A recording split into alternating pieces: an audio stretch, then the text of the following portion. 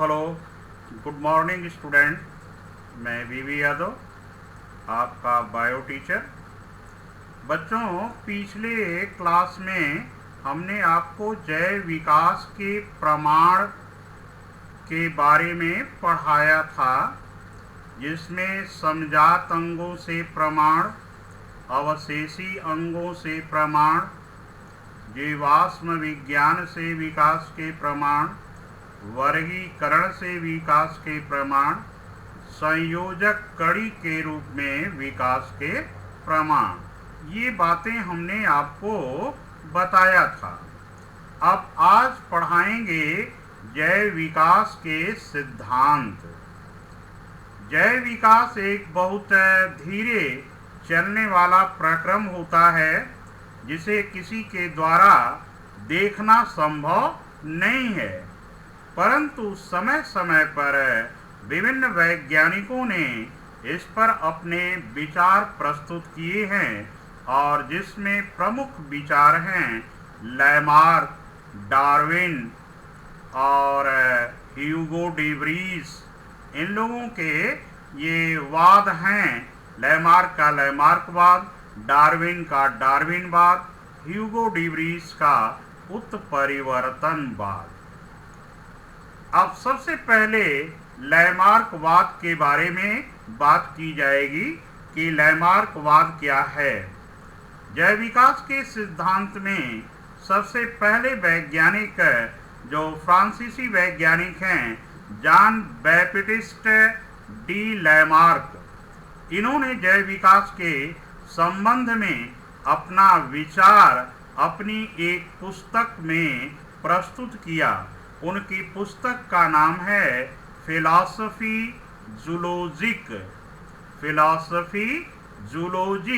उनकी पुस्तक है, और इसी पुस्तक में उन्होंने जैव विकास के संबंध में अपने विचार प्रस्तुत किए हैं। अब लैमार्कवाद के जो प्रमुख बिंदु हैं वो कुछ इस प्रकार से हैं। पहला है जीवों के आकार में वृद्धि करने की प्रवृत्ति। दूसरा है वातावरण का प्रभाव। तीसरा है अंगों का उपयोग तथा अनुप्रयोग। और चौथा है उपार्जित लक्षणों की वंशागति। ये 4 पॉइंट हैं, या 4 उनके वाद के प्रमुख बिंदु हैं। पहला है जीवों के आकार में वृद्धि करने की प्रवृत्ति। लैमार्क के अनुसार प्रत्येक जीवधारी के अंगों में स्वतः नैसर्गिक अपने आप वृद्धि होती रहती है। आप किसी भी जीव को देखें, चाहे आप पेड़ पौधे को देखें या जंतु को देखें, यानी छोटे से वह बड़ा होता है, तो उसके सभी अंगों में आनुपातिक वृद्धि होती रहती है। पौधा क्या बीज अंकुरित होता है, और अंकुरित होने पर जब एक नया पौधा बनता है, उत्पन्न होता है, तो धीरे धीरे धीरे उसकी पत्तियां बढ़ती हैं, फिर धीरे धीरे तना बढ़ता है, जड़ वृद्धि करती है, और तने में से शाखाएं, कलिकाएं, ये पुष्प, फल आदि वृद्धि होती आदि की वृद्धि होती रहती है। वैसे ही कोई भी जंतु होता है तो उसके शरीर के सभी अंग, चाहे उसका हाथ है, पैर है, नाक है, आँख है, कान है, ब्रेन है, ये सभी अंगों में अपने आप वृद्धि होती रहती है। तो ये जीवों के अंगों में अपने आप वृद्धि होने की प्रवृत्ति होती है, अंगों के बढ़ने की प्रवृत्ति होती है, और ये स्वाभाविक है, नैसर्गिक है बच्चों। दूसरा है वातावरण का प्रभाव। बच्चों, कोई भी जीव जिस तरह के वातावरण में रहता है, उस वातावरण का प्रभाव उस जीव के शरीर पर पड़ता है, और वातावरण के प्रभाव के कारण उसके अंदर कुछ परिवर्तन आ जाते हैं, उसकी शारीरिक संरचना, उसके स्वभाव आदि में निरंतर क्या होते रहते हैं, परिवर्तन होते रहते हैं। अब जैसे अगर हम एक मिसाल के तौर पर एक नम एवं छायादार स्थान पर पौधे को उगाते हैं और उसी जाति का पौधा यदि हम रेगिस्तान में उगाते हैं तो दोनों के वातावरण का प्रभाव अलग अलग हमको दिखाई पड़ता है। जो नम, जहाँ नमी है मिट्टी में, नम एवं छायादार स्थान है तो वहाँ के पौधे की जड़ों को पानी मिट्टी की ऊपरी सतह से ही प्राप्त हो जाता है, जिसके कारण पौधे की जड़ अत्यधिक वृद्धि नहीं करती है, अधिक गहराई तक नहीं जाती है। वह भूमि के या मिट्टी की ऊपरी सतह तक ही फैली रहती है और पानी को अवशोषित करती है। ऐसी स्थिति में उसकी लंबाई बढ़ती है, जिससे पौधा झुक जाता है या प्रोस्ट्रेट हो जाता है, यानी कि जमीन पर लेट करके वृद्धि करने लगता है। उसकी जो पत्तियां होती हैं बच्चों, वह पत्तियां आकार में बड़ी होती हैं। क्यों ऐसा होता है? क्योंकि वहाँ पानी उसको जड़ों द्वारा पर्याप्त मात्रा में मिल रहा है, तो पत्तियों से वाष्पोत्सर्जन के द्वारा आवश्यकता से अधिक जल बाहर निकलता रहता है, इसलिए पत्तियां भी उसकी क्या होती हैं, बड़ी होती हैं, सुकोमल रहेगा पौधा। लेकिन उसी प्रजाति का पौधा यदि आप रेगिस्तान में उगाते हैं तो आप क्या पाते हैं कि पौधे की जड़ जो होती है वह जमीन में अधिक गहराई तक जाती है। किस लिए जाती है? कि रेगिस्तान में मिट्टी में पानी की कमी रहती है, पानी की खोज में जड़ जो होती है वह अधिक गहराई तक फैली होती है, फिर भी उसको कम पानी प्राप्त होता है। और जब कम पानी प्राप्त होता है तो पानी का लॉस न होने पावे, पानी की हानि न होने पावे, इसलिए उसकी पत्तियां छोटी हो जाती हैं, जिससे वाष्पोत्सर्जन द्वारा पानी की हानि कम हो पावे और पौधा जो होता है एरेक्ट होता है, यानी सीधा खड़ा रहता है। तो ये है प्रभाव, किसका प्रभाव? वातावरण का प्रभाव। वातावरण के प्रभाव के कारण ही एक ही जाति के दो पौधों को जब अलग अलग वातावरण में उगाते हैं तो उनके लक्षण जो है अलग अलग तरह के हो जाते हैं, उसमें नए लक्षण उत्पन्न हो जाते हैं। अगर हम आपका उदाहरण है, इसको लिखना नहीं होगा, कि अगर जो है आप दो भाई बहन हैं या दो बहनें हैं एक ही माता पिता की, और दोनों को अलग अलग स्कूल में अलग अलग वातावरण में रखा जाए तो उनकी पढ़ाई लिखाई, उनके स्वभाव, उनके बातचीत आदि में अंतर दिखाई पड़ने लगता है।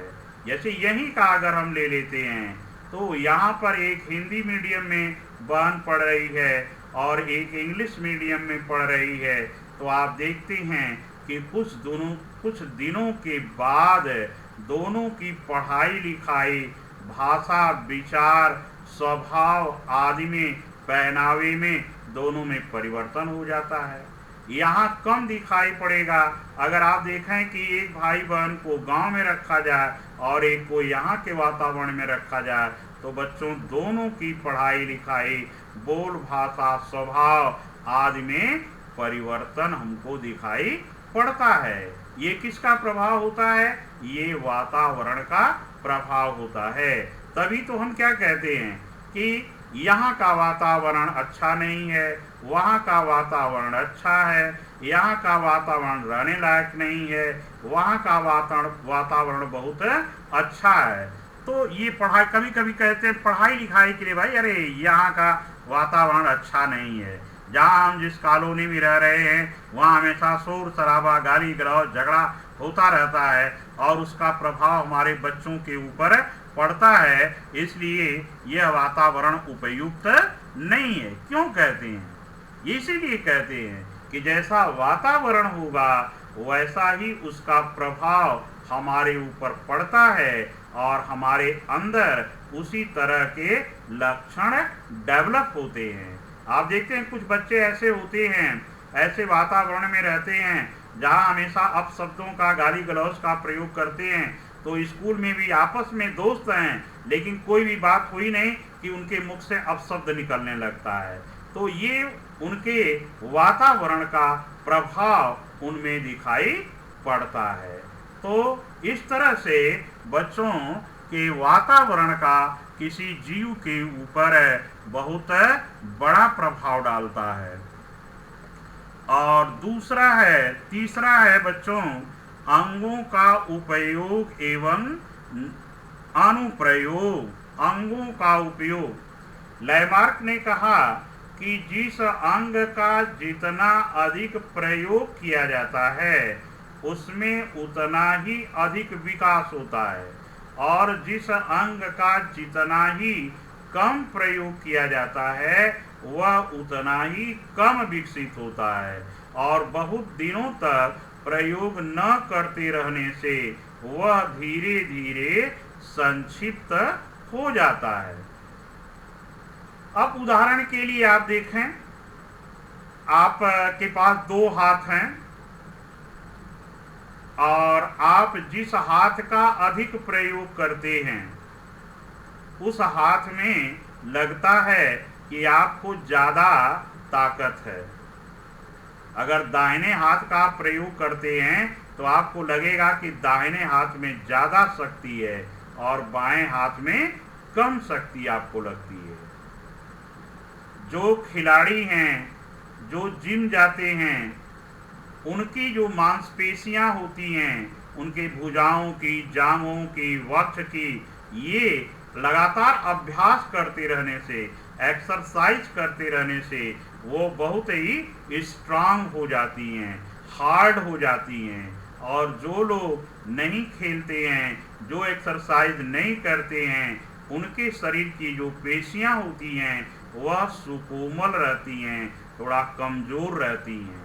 तो ये अंगों के प्रयोग एवं अनुप्रयोग का प्रभाव होता है। जितना अधिक आप जिस अंग का प्रयोग करते हैं वह उतना अधिक विकसित होता है और जिसका कम प्रयोग करते हैं वह उतना ही कम विकसित होता है। और धीरे धीरे अगर जिसका नहीं प्रयोग करते हैं तो धीरे धीरे वह संक्षिप्त हो जाता है और अवशेषी अंग के रूप में हो जाता है। जैसे हमारे शरीर में अवशेषी अंग के रूप में बाह्य कर्ण पेशियां, पुच्छ कशेरु, निमेषक पटल, कृम रूप परिशेषिका, ये अंग हमारे शरीर में आज भी पाए जाते हैं लेकिन संक्षिप्त रूप में हैं और कार्यविहीन रूप में हैं क्योंकि इनको लाखों वर्ष से इनका उपयोग नहीं रहा, जिससे धीरे धीरे वे संक्षिप्त हो गए। अगला है पॉइंट है उपार्जित लक्षणों की वंशागति। वातावरण के प्रभाव के कारण जो लक्षण उत्पन्न हो जाते हैं या अंगों के प्रयोग एवं अनुप्रयोग के कारण जो लक्षण जीवन काल में उत्पन्न हो जाते हैं, लैमार्क ने कहा ये लक्षण अगली पीढ़ी की संतानों में वंशागत होते हैं। किसी भी जीव के जीवन काल में जो लक्षण उत्पन्न होता है जीवन काल में, यानी जन्म लेने के बाद, किसी भी जीव के जन्म लेने के बाद उसके जीवन काल में लक्षण उत्पन्न होते हैं तो उनको हम कहते हैं उपार्जित लक्षण। और लैमार्क ने कहा कि वातावरण के प्रभाव के कारण भाई रंग में परिवर्तन, अधिक धूप में कोई रह रहा तो उसका रंग का परिवर्तन हो जाएगा, स्किन का स्किन हार्ड हो जाएगी। तो या जो जम्मू कश्मीर में रह रहा तो उसकी स्किन जो है गोरी हो जाएगी, बहुत सुकोमल रहेगी। तो वातावरण के प्रभाव के कारण जो भी लक्षण उत्पन्न हो जाता है, और चाहे अंगों के प्रयोग अनुप्रयोग के कारण उत्पन्न हो जाता है, यह लक्षण उपार्जित लक्षण होता है, और इस लक्षण की अगली पीढ़ी में वंशागति होती है। और इस को सिद्ध करने के लिए इन्होंने एक एग्जाम्पल दिया। किसका एग्जाम्पल दिया? जिराफ का, कि अफ्रीका के रेगिस्तान में जिराफ आज भी पाया जाता है और बहुत पहले भी पाए जाते थे। तो अफ्रीका के रेगिस्तान में जो जिराफ पाए जाते थे पहले, वह बहुत छोटे आकार के थे। यूँ समझ लीजिए कि बकरी के आकार के, छोटे आकार के थे। उस समय वहाँ पर घास होती थी, छोटे छोटे पौधे, घास आदि होती थी, जिससे वे जंतु या वे जिराफ उन घास की पत्तियों को खा करके अपना जीवन निर्वाह करते थे। धीरे धीरे वातावरण में परिवर्तन होता गया, और परिवर्तन के कारण घास फूस की जगह पर वहां पर झाड़ियां उगी। अब जब झाड़ियां उग गई तो झाड़ियां उन छोटे पौधों से बड़ी थी।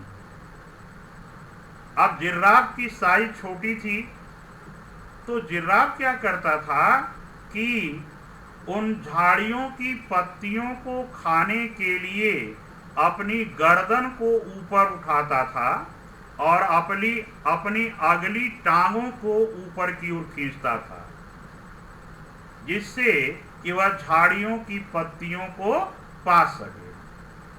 और ये बार बार हमेशा पूरे जीवन भर यह प्रयास करता रहता था पत्तियों को खाने के लिए, जिससे बार बार अभ्यास करने के कारण उसकी गर्दन और उसकी अगली टांग तथा साइज थोड़ा क्या हो गई? बड़ी हो गई। ये किसका प्रभाव पड़ा? अंगों के प्रयोग का पड़ा, कि उसकी गर्दन थोड़ा लंबी हो गई, अगली टांग थोड़ी लंबी हो गई, उसकी साइज थोड़ा बड़ी हो गई। और फिर वातावरण में परिवर्तन होता गया, और परिवर्तन के परिणाम स्वरूप वो झाड़ियां वहां से समाप्त हो गईं, और झाड़ियों की जगह पर वहां पर वृक्ष उग गए। जब वृक्ष उग गए तो उन वृक्षों की पत्तियों को खाने के लिए ये जिराफ अपनी गर्दन को और ऊपर खींचता था, अगली टांगों को भी ऊपर की ओर खींचता रहा। बार बार अभ्यास करने के कारण जिराफ की गर्दन और अधिक लंबी हो गई, उसकी अगली टांगें भी और अधिक लंबी हो गई, और उसका साइज यानी आकार भी बड़ा हो गया।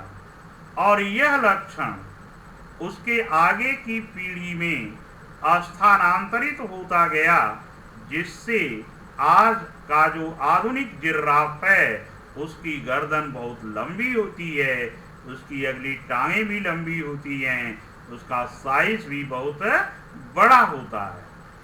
तो लैमार्क ने अपने एग्जाम्पल से अपने सिद्धांत के आधार बिंदुओं को सिद्ध किया कि वातावरण का प्रभाव पड़ता है, यानी वातावरण के प्रभाव के कारण घास फूस की जगह वहां पर झाड़ियां उगी, और उस प्रभाव के कारण वह पत्तियों को खाने के लिए या अपने को जीवित रखने के लिए, वह पत्तियों को प्राप्त करने के लिए अपनी गर्दन को और टांगों को ऊपर की ओर उठाता था। तो बार बार अभ्यास के कारण और वातावरण के परिवर्तन के कारण उसके अंदर नए लक्षण उत्पन्न हुए, ये उपार्जित लक्षण हुए, और ये लक्षण एक पीढ़ी से दूसरी पीढ़ी में स्थानांतरित होते गए, जिसके कारण आधुनिक जिराफ अधिक ऊंचा होता है, उसकी गर्दन भी अधिक लंबी होती है और उसकी अगली टांगे भी। तो लैमार्क ने अपने इस एग्जाम्पल के द्वारा, अपने जिराफ के उदाहरण के द्वारा अपने सिद्धांत को समझाने का प्रयास किया। बाद में बच्चों लैमार्क की आलोचना आ गई, क्योंकि कोई भी बात वैज्ञानिक कहते हैं और बाद में अन्य आविष्कार हुए और उन अन्य वैज्ञानिकों ने क्या किया कि इनके विचार को काट दिया या उनकी बातों को बताया कि ये कुछ बातें इनकी गलत हैं। इसी को हम कहते हैं लैमार्कवाद की आलोचना। लैमार्क ने अपने सिद्धांत में कई उत्कृष्ट विचारों का वर्णन किया, परंतु फिर भी उसे आलोचनाओं का सामना करना पड़ा। इसका प्रमुख कारण था कि उसने अपने विचारों को एक सिद्धांत के रूप में प्रस्तुत करने में पहले उनकी प्रयोगों द्वारा कोई पुष्टि नहीं की, यानी जो उन्होंने सिद्धांत बताया उसको प्रयोगों के द्वारा उसको सिद्ध नहीं किया था, और इसके कारण जो है ये आलोचना सहनी पड़ी। तो इस तरह से यह देखा गया कि अधिक उपयोग में लाने से किसी अंग का विकास तो संभव है, जैसे खिलाड़ी है या जिम में जाने वाले लोग हैं, उनके शरीर का विकास तो संभव है, परंतु उस अंग का प्रयोग कम कर देने से उसका विकास भी कम हो जाता है। अब आप देखिए, उन्होंने कहा था कि जिस अंग का जितना अधिक प्रयोग किया जाएगा उसका विकास उतना अधिक होगा, जिसका कम किया जाएगा उसका कम होगा। आलोचना में आया कि ये बात तो ठीक है लैमार्क की कि जिस अंग का जितना अधिक प्रयोग किया जाएगा उसका विकास होगा, लेकिन उसी अंग का अगर हम प्रयोग करना बंद कर देते हैं तो उसका विकास भी धीरे धीरे क्या हो जाता है, कम हो जाता है। एक जिम में जाने वाला या एक पहलवान जो होता है तभी तक अपनी बॉडी को बनाए रखता है जब तक वह अभ्यास करता रहता है, उस तरह का भोजन लेता रहता है। लेकिन जैसे ही वह अपनी कसरत को, एक्सरसाइज को छोड़ता है, उस तरह के डाइट लेना बंद करता है, तो फिर जो है उसका शरीर दुबला हो जाता है। तो इस के कारण यह एक पॉइंट रहा जो बताता है कि विकास तो अभ्यास के कारण हुआ, लेकिन अगर अभ्यास छोड़ देते हैं तो फिर अपने पुनः स्थिति में आ जाता है। इसके बाद है एक वैज्ञानिक थे बीजमान। बीजमान नामक वैज्ञानिक ने इनका पुरजोर विरोध किया। उन्होंने क्या किया, एक चूहा लिया और उसकी दुम को काट दिया और 21 पीढ़ियों तक जो भी चूहे पैदा होते थे वह हर पीढ़ी में उनकी दुम काटते जाते थे। 21वीं पीढ़ी के बाद भी जो चूहा पैदा हुआ वह पूंछ वाला हुआ। तो लैमार्क की यह बात कि उपार्जित लक्षणों की वंशागति होती है, यह कट गई। इस वैज्ञानिक ने इस बात को काट दिया।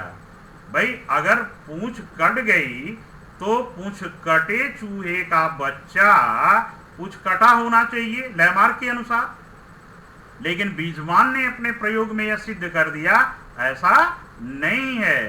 पहले एक बार पूंछ है और बार बार भले उसकी पीढ़ी में आप काटते जाएंगे, लेकिन उसके बच्चों में पूंछ आती रहेगी। तो ये बीजमान ने कहा कि उपार्जित लक्षणों की वंशागति नहीं होती है। तभी तो क्या होता है, कोई जरूरी नहीं है कि एक बहुत पहलवान है तो उसका लड़का भी बहुत पहलवान होगा, या बहुत बड़ा खिलाड़ी क्रिकेट का है, चाहे वह सचिन तेंदुलकर हो और चाहे वह विराट कोहली हो, तो उनके बच्चे भी उतने बड़े स्टार बनेंगे, इतने बड़े क्रिकेटर बनेंगे। या कोई डॉक्टर है, कोई इंजीनियर है, तो वैसा ही उसका लड़का भी डॉक्टर इंजीनियर बन जाएगा, अपने आप बन जाएगा।